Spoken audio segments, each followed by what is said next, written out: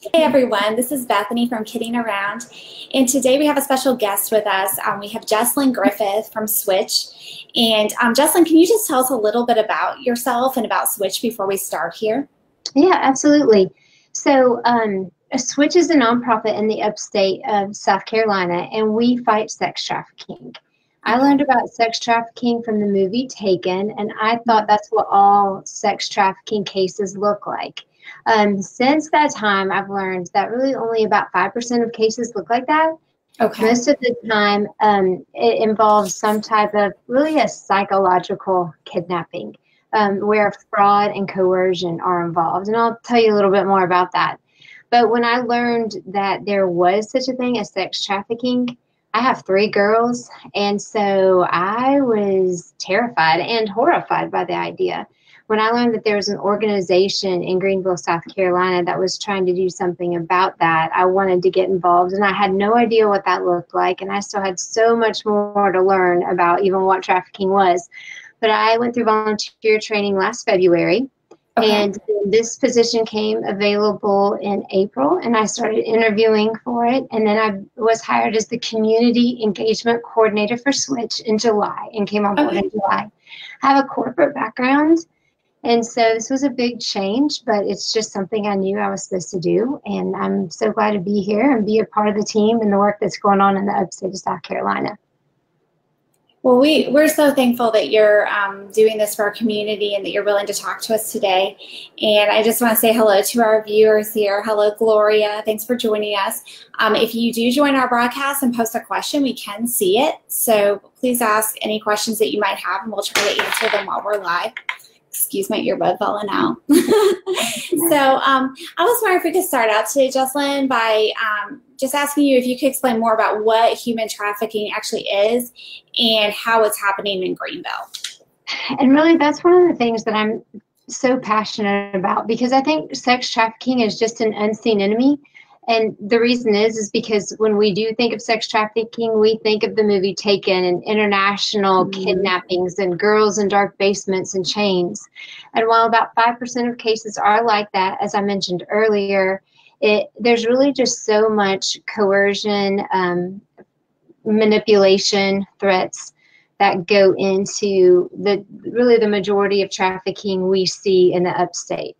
So there are a couple of things in particular. At Switch, with our participants, most of the time there has been a family member that has been trafficking our participants. Really? So in the state of South Carolina, familial trafficking is a big problem. There's also what we call Romeo pimps, who will really come in and pretend to be that boyfriend, but really their reason for establishing that relationship and creating those trust bonds is to be able to exploit that girl. So we see a lot of that in South Carolina also. And then a third form that's becoming, unfortunately, that's on the rise is peer trafficking. So in high schools, where someone who's pretended to be a friend is actually just going to be exploiting that person. Let me take one step back too. So with human trafficking, you have 2 main types. You have labor trafficking and you have sex trafficking. And at Switch, we work with sex trafficking. If we do get any kind of labor trafficking tips, we refer those to the FBI and the EOCC. So EOOC. Anyway, there are within sex trafficking, I've told you some of the different types: the peer, the familial, the Romeo type trafficking. But it's important to know that the actual definition is anytime there's force, fraud, or coercion that's used to lure someone into the commercial sex industry. So force is a little bit about what we talked about, that kidnapping piece, the beatings, the violence, the threats of violence.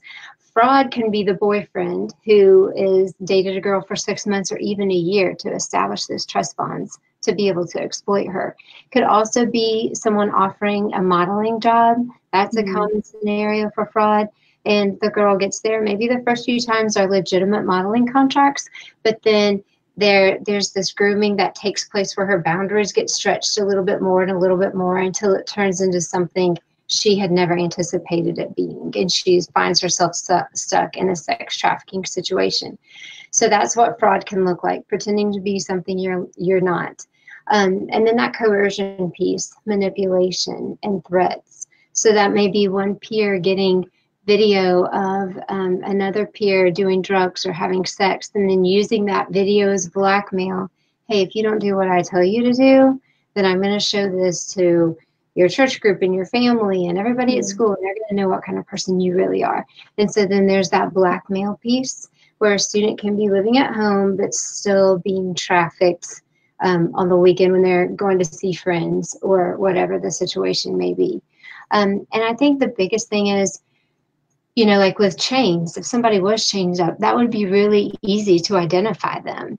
But in so many cases where that fraud and coercion are involved in forcing someone into the commercial sex industry, those are mental chains, and you can't see those. And we think that someone who is a victim of trafficking is going to be like desperately like making eye contact with you and trying to escape or appear to be in some kind of distress. And again, that's just not the case because of those invisible chains that are holding them in place. The fraud, the coercion, the manipulation. And it's, if you read anything about Stockholm Syndrome, it's really so much like that.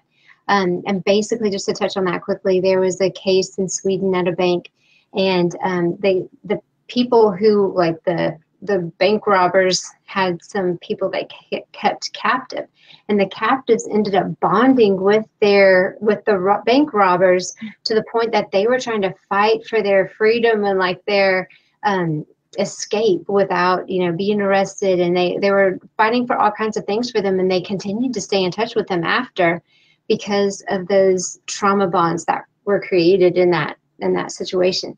So if you read a little bit about it, it's really mind-blowing. But that's really what happens in trafficking situations also. And I think another thing too is we just don't think it happening, you know, in our sweet town of Greenville. That happens like in Atlanta or New York, but that's not the case at all. Greenville has become a destination for that in and of itself.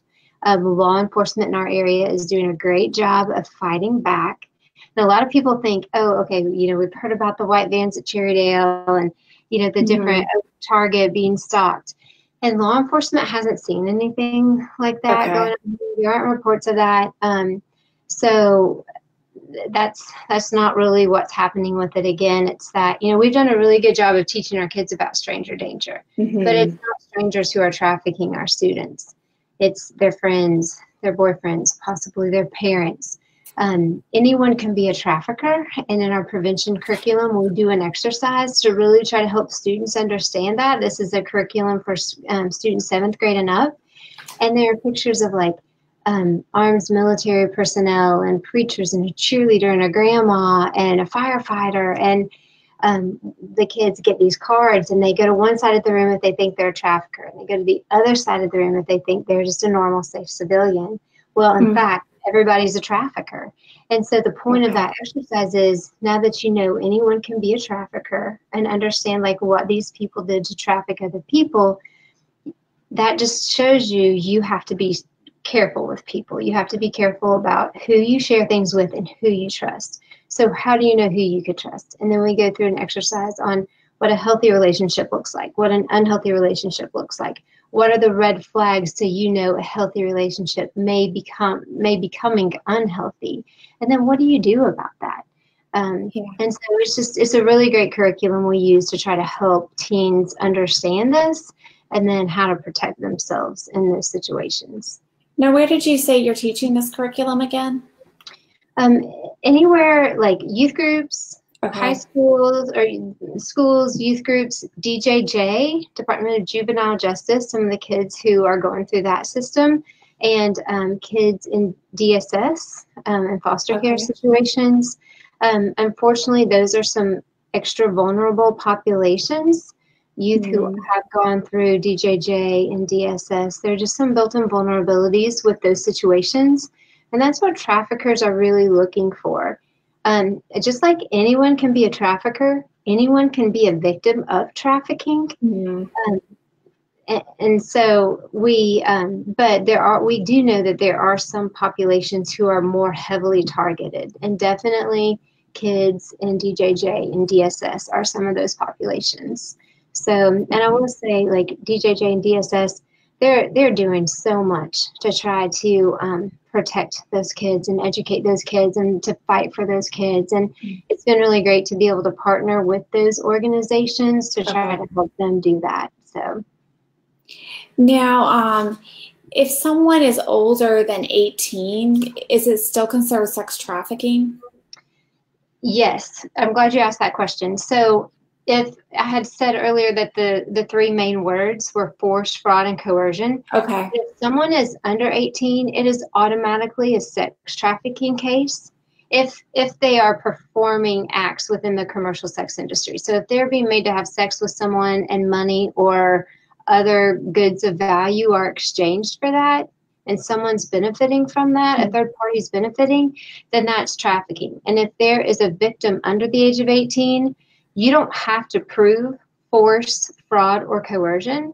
But if they are over 18, then you have to prove one. Not all three, but you do have to prove one. Okay. And so I know our human trafficking officers here in Greenville, it's definitely easier to prosecute the cases where people are under 18 because it can be hard to actually prove that mind control piece, that fraud and coercion. Now, if I was just going to ask you, if you find that people are under mind control, is it hard sometimes to get them to accept help? Yes. And so, like, a lot of people talk about rescuing victims, but really within the movement, the terminology being encouraged is informed escape, because there are, once somebody, there are actually manuals out there for people who are wanting to traffic other people. And one's called the Pimp's Bible. And within that industry, it's known that if you can get someone to have sex commercially one time, then you've got them trapped. And there are extra steps traffickers will take to keep someone enslaved. They will ruin their credit. They will get them addicted to drugs and then use drugs to control them. And even as punishment, if they don't meet their quota, it may be you have to bring in so much money tonight, and until you bring in that much money, then you don't get your drugs. And the withdrawals from those drugs are so terrible. People have said they would rather die than go through those withdrawals. So that's motivation for them to go out and meet their quotas. And also criminal records. Traffickers will make sure their victims incur criminal records. So that's just, layer of their credit gets ruined. They've got a criminal record. They've got this drug addiction that they can't afford unless they stay in this space that they're in life. And so it's a really hard thing to break free from. Plus, it just becomes normalized at a certain point in time, and this is what they know. And even though it's not a great existence, the unknown can be even scarier. And so helping someone break free from this cycle is a really hard thing to do. So the words informed escape are really a little bit more accurate than rescue. Not in every situation, but in some situations. Victims may not even identify that may not even self-identify as a victim. I know we've had participants in our program that we've helped, and they've answered all the questions. We know that they're a victim of sex trafficking, but they're in denial and saying, no, I was just in a bad relationship, but I was choosing to be in that relationship, so it's my fault. And then it takes a little time, a little space for them to realize, no, this is what happened to me. I am a victim. And sometimes we actually have a book that we'll have some of the girls we work with, like in the jails, read, and then that helps them understand in more full what's happened to them. So that's, we definitely see that. So then how do people end up into your programs? Are they referred by family and then choose to come, or? There are several different ways. Okay. We have an intervention program in Spartanburg County Jail, and we're working to get another care coordinator hired so we can do that in Greenville County and Anderson County as well. But whenever and I say girls because most of the time it does tend to be female, but we have worked with 3 males that switched since the time we've been doing this. So there are definitely male victims too.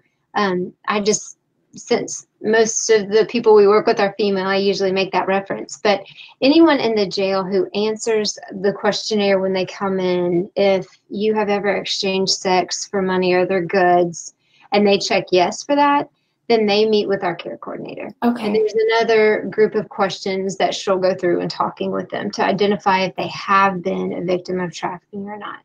And so that's one way that we, through that intervention program in the jails, that's one way we will work with new participants. Greenville County, we work really closely with law enforcement. Whenever they're doing a sting, we know ahead of time, and we'll be on standby to meet with any victims that they identify within those stings. So law enforcement will give us referrals as well as the jails. And then we have a hotline number too, and sometimes people will just call that hotline number. And I know we've gotten a lot of participants in through that. So those are the main ways. But we definitely have other people who have referred people to us who have been victims that we have been able to help. I think right now we're working with over 40 participants. Wow. The last I heard, that was the number. I'm on like the community awareness side. Yes. And we have our intervention restoration side, which is where we're working directly with victims and participants. So can you tell us more about what these plans look like that you do with your participants? Yeah, so whenever there's an intake process where there's an interview done by our clinical director to just identify and make sure that, this is a victim and we are doing the best thing for them by by helping them. And so then they are assigned to a care coordinator, and our care coordinator will work with them. And also, it just depends in each situation. If someone's coming directly out of like a dangerous situation, we're obviously not going to sit down and formulate a care plan at that point in time. Yes. It just depends on each person and where they are when they come to us and what order of, when all these things happen. But at some point, once they're at a more stable point, they're going to sit down with the care coordinator, and choices have been stripped from them so much in their life. We want to get that choice back to them. So it's not something that our care coordinator says, oh, you need to do A, B, and C, but it's working with that person to find out, help them remember who they are and what their dreams are and what they want, and then work through a care plan. And counseling is almost always a part of that, but also just based on their need and where they are, and if they need housing, if they need like job training skills, if they need health care and need to get some health issues taken care of. So all of that is taken into consideration, and a care plan is formulated. And the goal is to work through that care plan until they reach a point where they graduate. And we have had graduates now go through the program and are even volunteering with us now. So it's really great to see that come full circle, to see the strength and resilience of these women, to see the hope that, to see that there is hope, in rebuilding your life. I know I've heard from different survivors that there's so much trauma that these victims go through. You think of domestic violence, you think of being raped one time, you think of childhood sexual abuse and the trauma from each of those experiences. And these victims usually have all three of those, and then others as well. And so that's just a tremendous amount of pain and trauma to work through. And it's a lifelong process, and healing can be a hard process. So just being able to have a support group around them, and, that to have someone walking through that healing process with them is so important and critical to them being successful. But it's a beautiful journey to see. We did have, let me see if I can pull this up on the screen. Sure. Jessica Woods is asking us, okay, it's appearing now. How can I get involved and help out? So how can people in the community help with what you're doing at Switch? Yes, and I love it when the community wants to get involved. And I have to be careful because I get on a little bit of a soapbox about this. You can definitely volunteer with Switch, and we have 5 different programs that we can plug people into. We do have a volunteer training going on right now that we're wrapping up. I don't know exactly when the next one will be, but you can go to our website and sign up on our website, and you'll get an email about when the next round will begin. And so there are opportunities to serve within Switch. outside of Switch, though, there are also things you can do. The commercial sex industry, sex trafficking, human trafficking is expected to exceed drugs next year as the #1 crime in the world. So it's not only the fastest growing, but it's going to be the largest crime in the world. And for the sex trafficking portion of that, it's being fueled by online porn. And really, in our culture, porn is widely accepted as being okay. And it's because we just think it's a victimless crime, but it's not. The survey said that 49% of people who had been trafficked had porn made of them while they were being trafficked. And so you don't know what's really going on behind the screen. You don't know if force, fraud, or coercion is putting a smile on that girl's face and forcing her cooperation, basically. Also, it's being used as training materials for young children who are being forced into this industry. And it's a gateway drug. It's psychologically and physiologically destructive. And eventually it's not enough. You have to keep increasing what you see until eventually you're going to act that fantasy out by calling or clicking to purchase sex. And, our culture is just so highly sexualized with everything. And like when I get to speak to students and youth, I really charge them with it's your age group who's going to change this culture.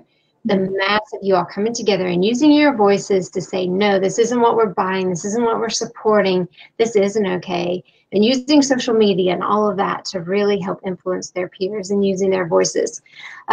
So speaking up against the culture, helping people know those things that, the dots are connected between online porn and the fact that there are more slaves in this world than there ever have been. And so helping people connect those dots, helping be culture changers. It's easy to throw those words around, but there are things we can do. And I think once our attention's brought to it, like the ads that we see, the lyrics and songs, how demeaning they are to women, how there's a lot of violence against women, those are all important things. And you can write those companies. You can do hands-on things like that, but really just even spreading the word that, okay, this is what trafficking is. And this is why it's important. The eye doesn't see what the mind doesn't know. So it's important to understand what it is and to help educate your kids about what it is to keep them safe, to keep more victims from being created. So because youth are being so heavily targeted. So those are using your voice, really supporting. I mean, a lot of people are like, oh, I don't want to just give money. I want to do something hands-on. Giving money to nonprofits who are fighting, who are those anti-trafficking organizations is huge. So raising awareness, just word of mouth. Follow us on social media. We post a lot of things that you can share and help, push out, again, just creating that awareness and spreading the word. But so those are some easy things to do outside of, and there's more. There's an Upstate task force, and I think that website is UTFHT, Upstate Human Trafficking Task Force. So whatever those letters spell out, .org. And there is a great movement, and like the last few meetings we had, more people have continued to come, and it's just people from the community, people from the school systems, people from the health systems, people from the legal world, coming in to say, okay, this is a growing problem. We got to stop it. This isn't okay. And we're going to find a way to end this. And so everybody just bringing their expertise to the table. And then there are subcommittees within those task forces. I will say the state of South Carolina is doing a great job. We have improved our laws greatly within the last few years. And in this past year, we were given some kudos for being the state to make the best increase in grade. Shared Hope International, who's an international anti-trafficking organization, looks at each state's grades as far as human trafficking laws go, and they grade each state. And so we were at a 70 a couple years ago. Well, actually, we were at an F, and then we got moved up to 70 C, and this past year we got an 82 B. And we were, again, recognized as the state with the greatest improvement. But there's so much work we can still do. And so following those laws, signing petitions to encourage our politicians to pass these laws. Right now, like in, for us, there's just a prostitution charge. It doesn't break it out as like the demand side, which is the buyer, and the seller side.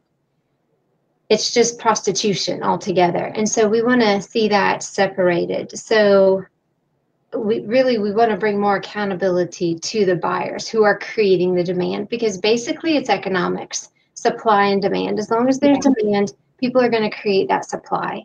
So that's another great way to get involved. In that switch, we have awareness, prevention, demand, and then intervention and restoration. And our awareness volunteers will go speak at churches, businesses, anywhere we're asked to speak to adults. Our prevention will go in, and we've got a curriculum that we can, if someone has 4.5, 5 hours to share with their students, it's a super powerful curriculum to go through. I love it. It's well worth the time. If anybody wants more information, you can email us, and we will be happy to connect with you and give you more information on that. And then our demand group. It's a group of men who really want to help other men who are struggling with porn addiction and sex addiction, to provide accountability and resources for them to break out of that. They'll come and speak to other men's groups. But even though women are highly addicted to porn, as well as men, 99% of sex buyers are males. And the majority of those males are white, educated men in their 30s to 50s with wife and kids at home. And so, and they have disposable income. And so law enforcement has done raids on every hotel in the Upstate. You know, we think a lot of times that this is going to happen at maybe low-end questionable hotels, but that's not the case. Hotels off Haywood Road, hotels off Woodruff Road that we pass by every day. This is going on. And so it can happen, you know, to anyone, anywhere. And we just want to help those people who are dealing with those porn addictions and sex buying addictions through our demand group. And then intervention, we actually have a group of volunteers who will go into the clubs and meet these girls where they are. And then within our restoration program, you can actually become an advocate and walk alongside a participant in our program and just showing them what a healthy friendship looks like, and being there to take them to coffee or to an appointment. Being there to help encourage them and listen to them and just love them. No strings attached. So those are ways to help within Switch and outside Switch. I know that was a lot of things. So maybe after we're done, you could go on and list some of these out for us. Would you be willing to do that in the comments so we can see them? And thank you to Zaina who put up, see if I can get to go up. She's our executive director. Okay, she gave us the URL for the website that you were mentioning, the uhttf.org. Thanks, so I'll put that there. So I know we also wanted to talk about, you know, social media and our kids. How do we protect our kids from sex trafficking? So that's one of the things I was wondering, what are some practical ways that we can protect our children? I know my kids are just starting to enter, like one of them's a tween now. So, you know, social media is a big question, how to handle that. Yes. So like right now, my children don't have social media. Okay. But I do think it's important that, I mean, because it's a big part of the world they're going to grow up in. So it's important that they know how to be responsible with it. And how old are your kids, Jocelyn? 14, almost 12, and almost 10. Okay. And I'll be truthful. I hopefully no one who knows her is listening. Our 14-year-old did have an account, but I was concerned that she wasn't being responsible enough with it. And so she lost that privilege. I think the big thing with teens is they just think it can never happen to them. Yeah. You know, that's never going to happen to me. But what we see happen is a third party comes in. A lot of times it may be, oh yeah, he's friends with so-and-so, so he's safe, so I can like him, but I can, you know, become friends with him and connect with him, but you don't really know who he is, and you don't really know anything about him. And so communication struck up, a relationship, you know, is established, and again, those trust bonds are built. And so It's it's not just social media, any of the gaming apps or any place that that third party has an opportunity to come into your home and connect with your child and begin to get to know them, to find out what their vulnerabilities are, what their unmet needs might be. You know, if you're too busy as parents to be there for them, that person is always going to be right there for them because they are looking to break into your child's life, so to speak. When our law enforcement does, I was at an event recently, and he said, it's Agent Stephen Michaels, he's with Homeland Security, and he is so powerful, even to me. He said, you know, this isn't how people get to your kids. And he showed like a photo at Walmart. He said, this is how people get to your kids. And it was a girl in a pretty pink bedroom on her phone. And so it's just because we're, you know, we think they're inside so they're safe, but the whole world has access to them through that phone. So monitoring their social media accounts. And I want to say Rick Floyd with Greenville County School Systems, he used to be in Homeland Security too, but he has a lot of information on his website that's really great, and he will come and talk in the schools or go anywhere and talk about online safety. And I say that just because it is such a big, it's the number one way that kids connect with traffickers is through social media and these online gaming apps. So being aware of what your kids have access to, monitoring their phones, taking their phones out of their rooms at night, limiting their screen time, but also making sure they understand that the safety issues with connecting with third parties that they aren't close to, and also making sure that they're aware of what some red flags are. If someone's wanting to say you're on a social media where everybody can see the conversation and this person's trying to encourage you to move that conversation privately, that can be a red flag. So be aware of that. And just, you know who the people are your kids are communicating with and vetting them. There are different apps that you can use to really watch what's going on, you know, monitor all the conversations that your kids are having. I do sweeps of my kids' phones from time to time just to watch what's going on. Did you say there's a place we can post some things at the end of this? Yes, we can post them in the comments or we can share them on the page. Okay, that would be great. We've got a document that lists a lot of different things like that.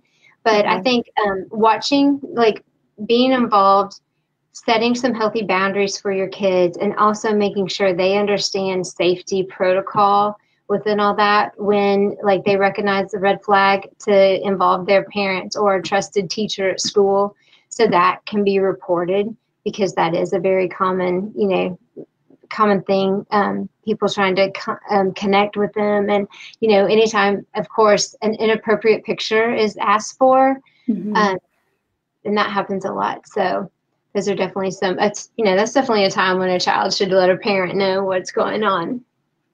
Yeah, and I was going to say, I mean, we probably should at some point do a whole Facebook Live on just social media and online, you know, helping your kids with online interactions. But I know some kids will have double profiles. So I think it's something important as parents to be aware that some children will have a profile that their parents, you know, are friends with or follow, but they'll also have another one on the side.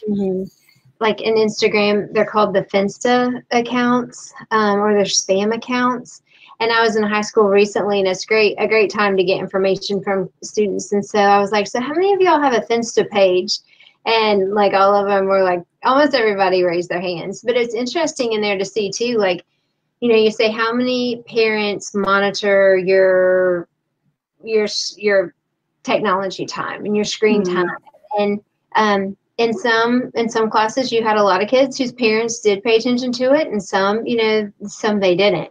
So it's just interesting to be in there and talk to the students and see how many of you get to keep your room and your phone in your room at night. How many people have social media? And so again, you see a mix. Usually there are a couple in each class who aren't allowed to have social media, and then you have a lot of kids with the double. That's really what you brought up. Oh yeah, thanks, Dana. That's perfect. Good tag teaming. You have a lot of kids with that second Instagram page, and it was interesting because a lot of them were really innocent about it. It's just silly stuff, you know, that's funny between me and my friends. But then there are some you could tell, like, okay, I wouldn't want my parents to see what I put on that page. So you definitely get a mix of them. So can you also give us, what are the practical ways that parents can prevent sex trafficking happening through social media? So again, I think education is just a big piece of that. Making sure. I just realized you just answered that. No problem. So, you know, we're also wanting to know if social media is the most common way that you see this happening. Would you say so, or would it be something else? So nationally, I think yes. In the state of South Carolina, and I have on my list to really analyze the most recent state task force report on human trafficking, but the previous years, the #1 relationship for trafficking was the family. And South Carolina is actually the #1 state in the country for the familial trafficking of children. I didn't even know that existed until last February when I was trained, and I couldn't wrap my mind around that. But where a family member will sell another family member for profit. And so that's why I get really passionate, because we can do the best awareness and everybody can know what trafficking is. We can do great prevention and everyone knows how to keep themselves and their kids and everybody they love safe. But what are you going to do for those kids whose parents or grandparents are selling them? How are you, and unless they come forward or you identify them as a victim, how can you help them? And the only way is to end demand. And that's why being that culture changer and speaking out against this matters. We have power and we have influence so much more than we realize. So anyway, that is unfortunately in our state, familial trafficking, as of the previous report, was the #1 relationship. The Romeo pimp situation, that was the second, and peer trafficking was the third. And one thing that you'll see in that is, it's so sad, but a girl's been victimized. And so she's with her trafficker and he maybe trusts her enough at this point, or whatever the situation is, where he says, okay, you go and recruit more people for me and you don't have to go out and sell. Okay. You can go recruit more people and then you manage them, you train them, you discipline them, you recruit them. And so that term is referred to as a bottom girl. So that girl is now victimizing other people. And it's really hard. There was a thing in Spartanburg a few years ago where there were traffickers, all races, all genders, and the girls involved had been victims themselves. So that's a hard thing for law enforcement. Man, this girl's been victimized and she's been traumatized. Yeah.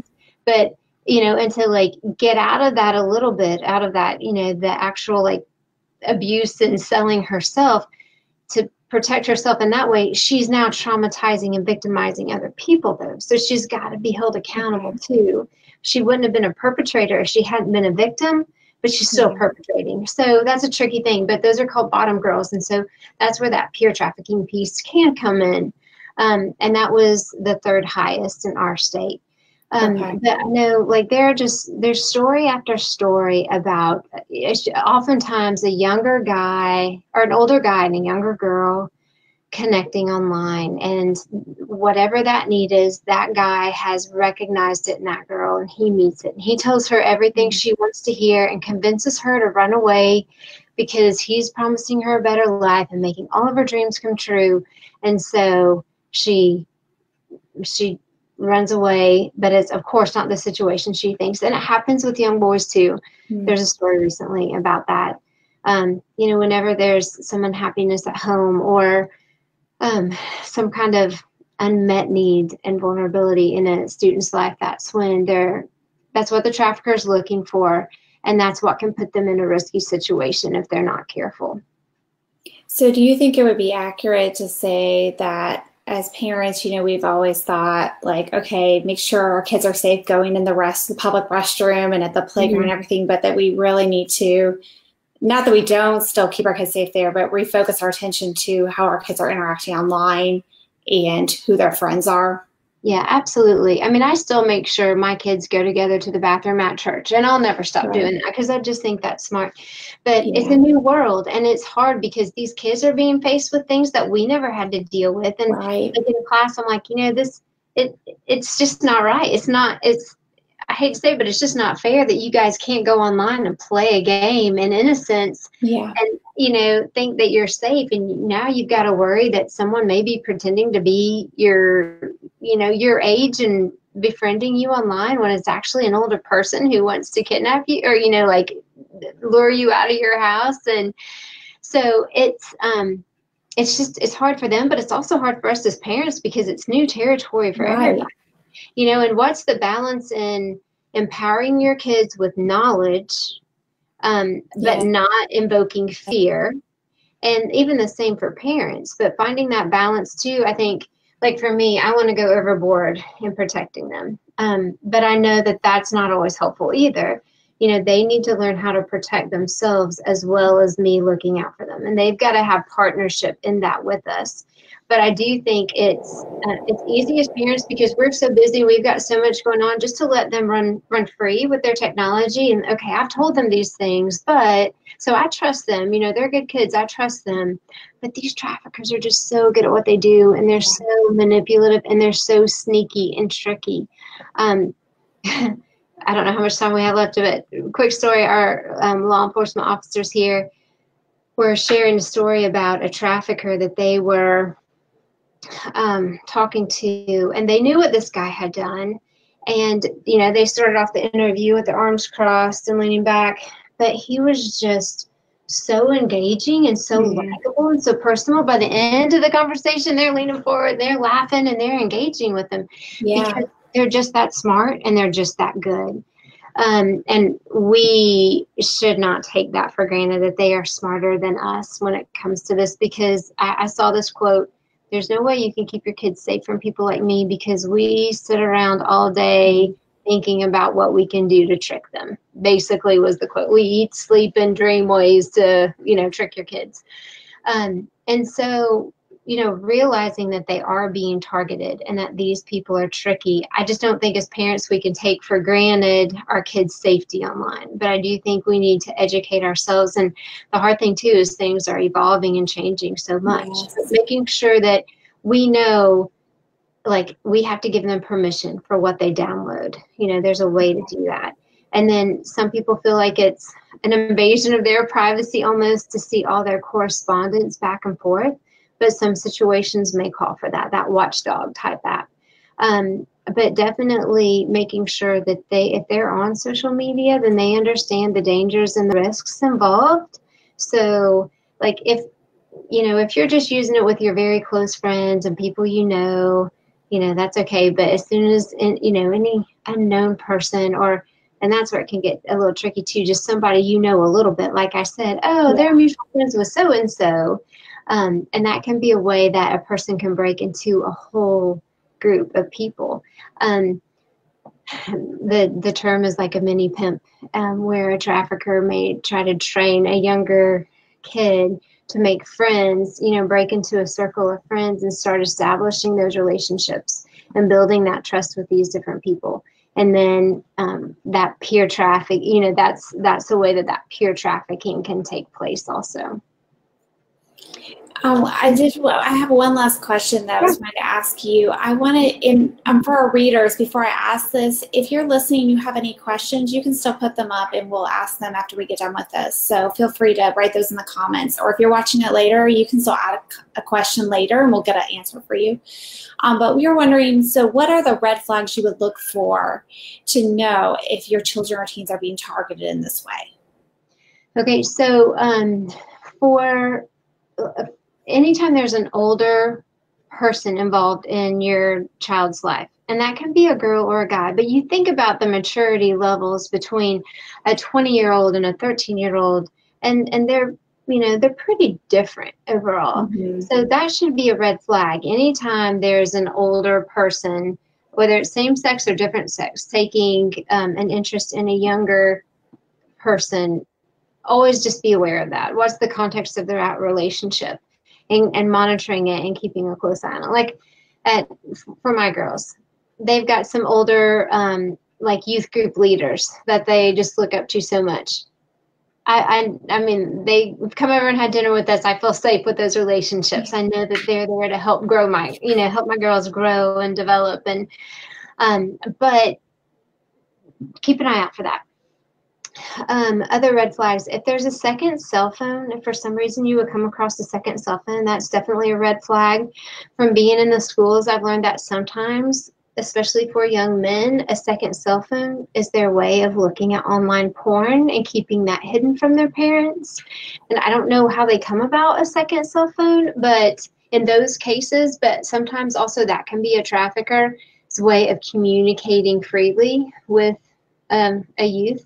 Okay. So those would be the two big ones. But then, like, to group a whole bunch of them together. If your student has been like your child has been happy, go lucky, lighthearted, very consistent in their behavior, and you start to see some big changes, being withdrawn, being depressed, like not making eye contact, looking down, like change of interest, like no longer interested in age-appropriate activities, maybe being really tired, that can definitely be a sign. Maybe all of a sudden an eating disorder that comes about. All of those things can be cries for help. And it may be because, it may not be for trafficking. It could be for something else.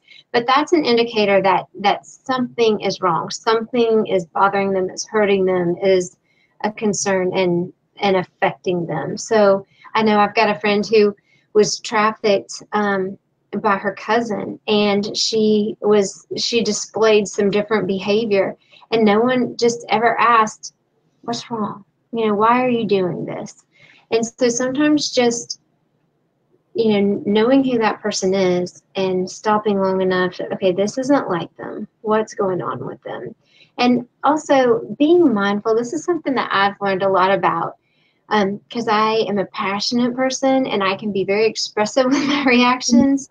And through this, I realized the importance of when my kids come to talk to me, just being a really safe place for them as far as how I react.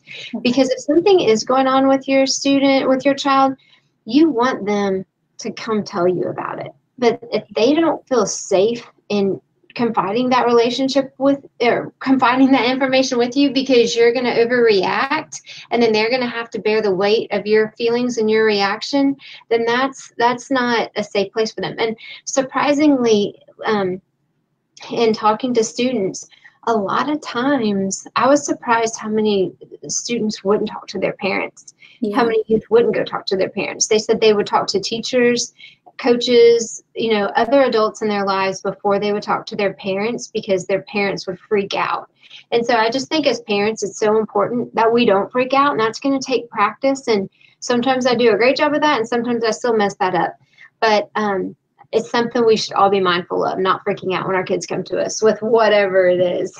Not that there shouldn't still be consequences for their actions, but the way we respond is important. So we are that safe place. If you hear terminology like the life or stable or quota, daddy is what victims are usually made to call their traffickers or pimps. Those are definitely keywords to listen out for.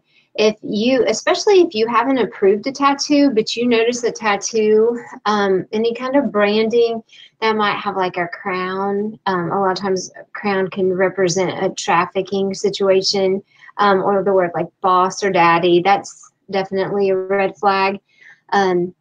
Sometimes even fingernails being painted in a certain uniform, and like if a group of girls have that same, that's another branding tool that some traffickers will use.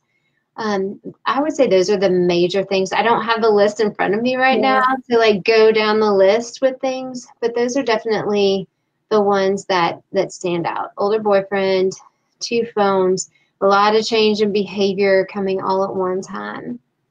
I think it's too good as a parent to also make sure your kids like think through who they could talk to if they're ever Upset. I know so I've talked to my kids before about, like listening, who are people you could talk to? Because maybe sometimes your kids are not ready to come to you yet, but they would go to another adult. And just helping, encouraging them to, if they need help, to go get help from wherever they feel the most comfortable, That's a super smart idea. And in our curriculum, that is encouraged. That's part of what we talk to youth about. Like, identify now who that safe person is, that safe adult. If it's your parent, if it's a teacher, like, know their name, know their number, have that planned out ahead of time. Well, thank you so much. We had one last comment that I just want to put on the screen. Cinda said there's great information. I really agree. So we thank you so much for. That's my mom. You got to love your mom. Thanks, Mom. Oh, that is great.